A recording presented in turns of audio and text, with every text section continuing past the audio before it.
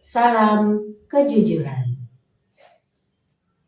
Jujurkanlah kata dengan perbuatan. Disiplinkan hidup dan bekerja keras. Setialah selalu pada keluarga. Mari kita biasakan untuk berbuat dan berkata jujur dalam kehidupan sehari-hari, dimulai dari diri sendiri, keluarga kita, dan kita kembangkan ke seluruh Indonesia, kita kumandangkan ke seluruh dunia agar tercapai kehidupan yang makmur mulia, baik di dunia maupun di akhirat. Alhamdulillah, hari ini 2 Desember 2025, bulan terakhir di tahun 2025. Semoga di tahun baru nanti menjadi kehidupan yang lebih baik bagi kita, bagi keluarga kita, keluarga-keluarga Indonesia, dan seluruh dunia, tercapai kehidupan yang makmur mulia, baik di dunia maupun di akhirat. Tahun baru, kehidupan baru, cara hidup baru, pola hidup baru, dengan landasan kejujuran. Jujur, tunduk dan patuh, melaksanakan perintah Allah, dan meninggalkan semua larangannya, menjadi hamba yang berserah diri sepenuhnya, totalitas hanya kepada Allah. Alhamdulillah, hari ini masih diberi kesempatan untuk berbelanja. Habis jalan pagi, sekalian belanja. Ini pisang Ambon. Pisang Ambon ini sudah sangat matang sekali. Berapa ya isinya? 1, 2, 3, 4, 9 atau 10? 9 atau 10? Kalau diangkat langsung patah, langsung copot dari sisirannya tempat ini. Di satu sisi tapi sudah berkurang. Sangat matang sekali. Kalau dimakan itu langsung manis, saking manisnya. Ini 4.000 segini, ada 9 buah. Ini kayaknya sudah tidak ada buahnya. Kemudian beli jajan tahu isi, satunya 2.000. Beli telur setengah kilo 14.000. Dibeli telur setengah kilo 14.000, sekilo 28. Dijual tidak tahu murah atau mahal. Kemudian beli cabai campur-campur, ada cabai, daun jeruk, terus asam mentah, cabai besar dengan cabai kecil campur. Nggak tahu harganya berapa. Beli kemiri juga. Beli godong brambang, daun bawang merah. Beli serai 2 batang. Beli tomat 1. Beli ini 2.000 bumbu soto. Sekarang itu zamannya lebih mudah dengan teknologi bumbu jadi. Macam-macam sih, ada yang pakai kemasan yang lebih kalau ini kemasan plastik biasa, ada kemasan lain-lain dari beda-beda pabrik. Dan beli udang. Ini udang kalau dibuka baunya amis. Ini udang 1/4 21.000. Nanti rencana rencana mau masak rempah udang. Rencana telurnya 14, udangnya 21 sama 14 berapa ya? 21, 34, 35 sama ini 4.000, 39. Terus dan lain-lain ini 2.041. Nah, ini berarti 9.000 ini. Ada kemiri nggak tahu, sama cabai dan tomat nggak tahu. Totalnya 50.000 dengan udang. Terus diimbo 2 buah tomat. Tadi sudah beli tapi diimbo lagi. Jangkepan. Tuh belanja di sini. Alhamdulillah.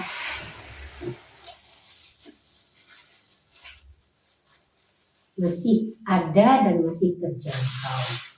Dan beli ini kelapa muda untuk masak botok atau untuk masak rempah atau masak sesuatu yang lain menggunakan kelapa muda. Dan daun, ini daunnya 2.000.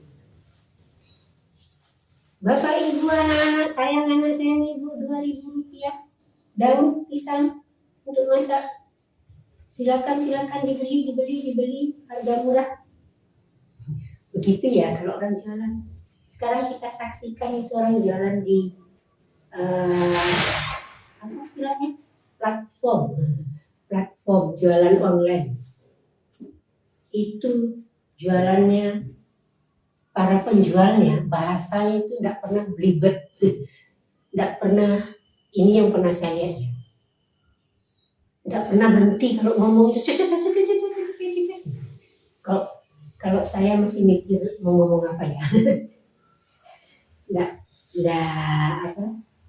nggak bakat jadi penjual online, jadi tukang omong berdagang dengan cara seperti itu. Kadang kita saksikan bagaimana berdagang lewat online dengan cara cepat sekali menyampaikan bahasanya, sementara kita ya mungkin beda, setiap orang ya punya kelebihannya masing-masing. Berarti orang yang jalan punya bakat berbicara lancar, memasarkan, mengiklankan, menjual, menyampaikan barang-barang yang dijual. Promo bla bla bla, nggak bisa menirukan, itu nggak bisa, padahal sudah ada contohnya. Itulah bakat masing-masing orang.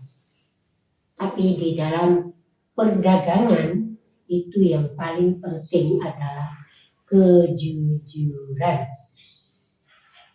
Barang yang diperdagangkan, yang ditunjukkan di video online-nya atau di toko-tokonya itu gambarnya bisa kita pilih, mau membeli apa, itu semuanya ada tersedia. Satu barang, terus ada deskripsinya, ada jumlah pembeli, terjual berapa, segala macam disampaikan. Nah, ketika kita memesan harus sesuai dengan yang dideskripsikan ketika sudah dikirimkan kepada pemesan. Itu namanya kejujuran. Nah, kalau kita tidak jujur, ya mungkin apa ya istilah orang sekarang, balasannya mungkin tidak saat itu, mungkin sekian waktu berikutnya. Efek tidak jujur banyak terjadi dalam kehidupan kita. Mungkin ada contoh-contoh yang tidak jujur. Contohnya misalnya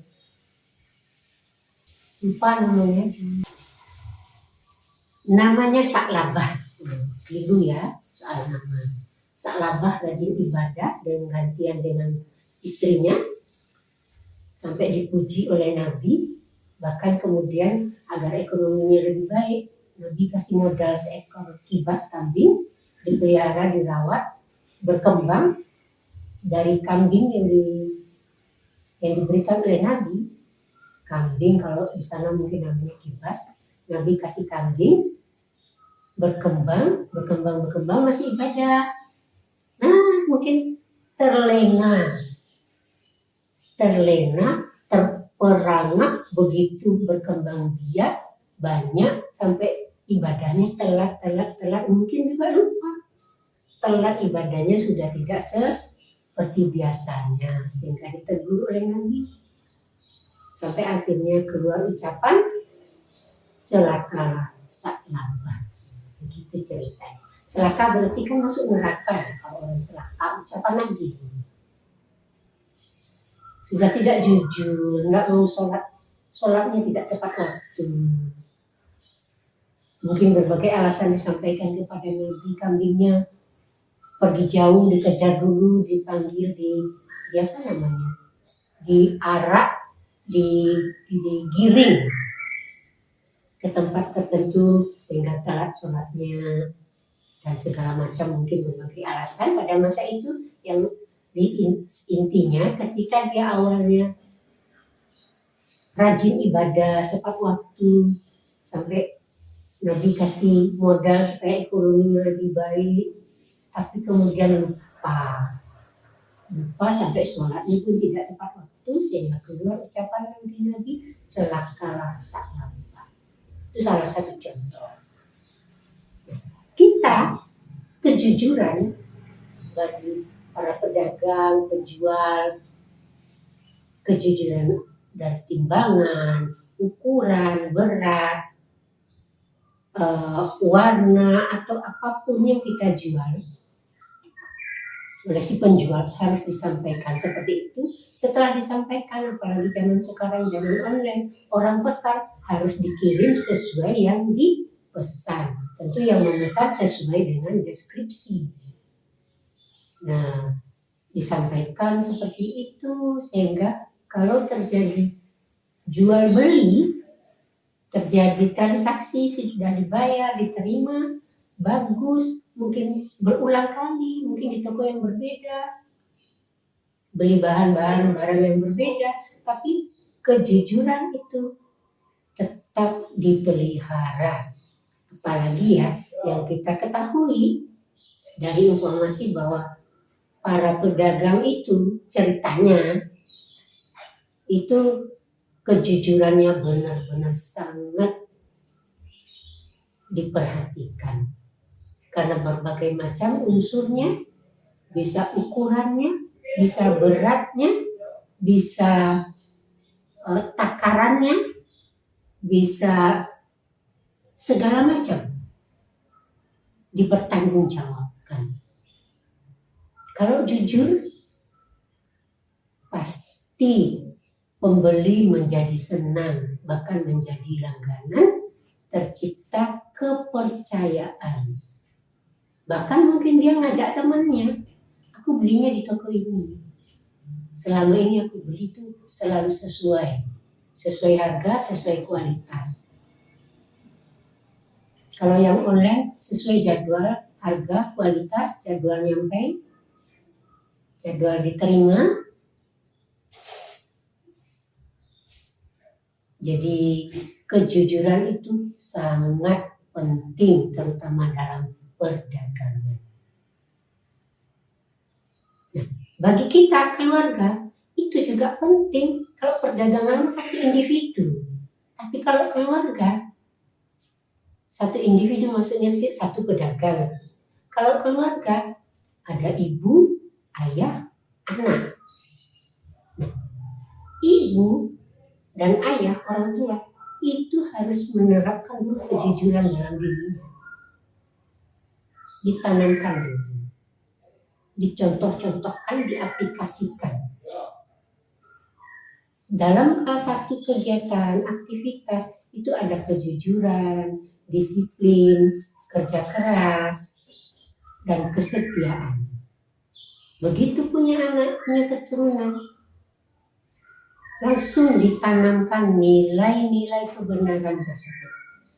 nilai-nilai kejujuran, disiplin, kerja keras, kesetiaan sebagai nilai-nilai kebenaran yang bersifat universal, dapat diterima oleh siapapun, kapanpun, dan dimanapun. Kita tanamkan dalam keluarga kita sendiri. Kita awasi, kita evaluasi pelaksanaannya dari anak-anak. Kita kasih contoh, suruh anak jujur, kita juga begitu.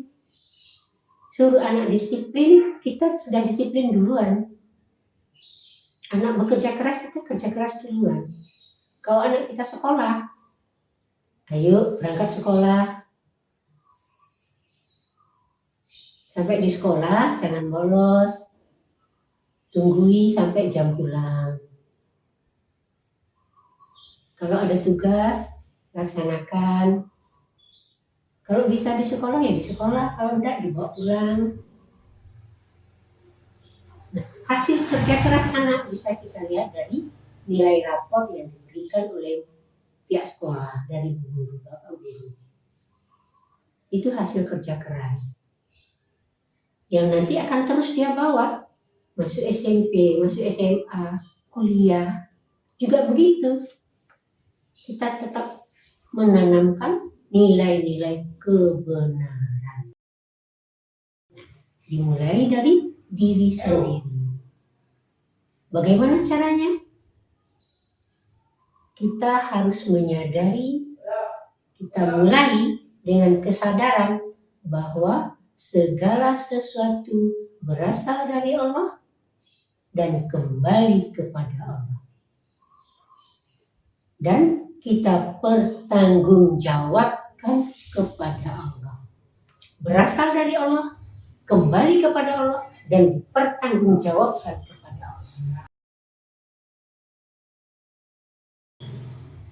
Bagaimana sehari-hari setelah kita laksanakan aktivitas kita, amal ibadah kita? Introspeksi diri, istighfar. Ya Allah, hari ini saya sudah melakukan ini, dan ini. Semoga itu Engkau anggap sebagai satu amal ibadah, kebaikan, dan tabunganku untuk kehidupan yang kedua. Dan kalau ada yang salah, ya Allah, mohon diampuni. Dan beri aku kekuatan untuk meninggalkannya sekuat tenaga dan tidak mengulanginya kembali. Dan bila berkaitan dengan orang lain, segera minta maaf. Jadi setiap hari lakukan itu, introspeksi diri. Karena kita tidak ada jaminan untuk kehidupan kedua nanti. Kalau Nabi sudah pasti dijamin, sudah sejak awal sampai kehidupan keduanya.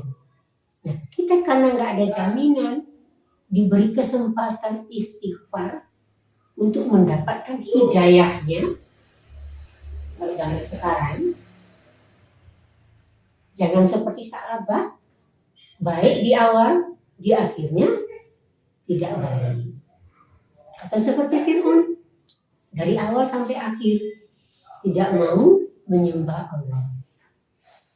Baru mau meninggal di dalam air, sudah tidak bisa apa-apa lagi ngomong, aku percaya pada Tuhan yang Musa. Tapi sudah terlambat. Nah, sejak awal kita selalu memulai hidup kita dengan kejujuran, dilaksanakan selama 24 jam, menjelang tidur istighfar, mohon petunjuk hidayah dari Allah, dan petunjuk untuk hari esok agar bisa melaksanakan semua aktivitas amal ibadah dengan cara yang benar, dengan sesuai perintah Allah, dengan kekuatan baru untuk melaksanakan aktivitas baru di hari yang baru, dengan petunjuk yang baru, kekuatan yang baru dari Allah. Alhamdulillah kalau besok masih hidup. Kalau mati, ya sudah selesai tugas kita. Syukur alhamdulillah sebelumnya sudah istighfar, sudah mohon ampun. Terserah nantinya bagaimana keputusan Allah di hari di kehidupan kedua nanti. Tapi sehari-hari kita laksanakan istighfar, laksanakan amal ibadah, aktivitas sesuai dengan perintah Allah dan meninggalkan semua larangannya. Malam sebelum tidur istighfar. Begitu setiap hari. Itu namanya kesadaran. Karena dipertanggungjawabkan. Oke, alhamdulillah. Semoga bisa menumbuhkan kesadaran dalam diri kita dengan dimulai dari kejujuran, melaksanakan semua perintah Allah, tunduk dan patuh pada perintah Allah, dan meninggalkan semua larangannya untuk menjadi hamba yang berserah diri secara totalitas hanya kepada Allah. Salam kejujuran.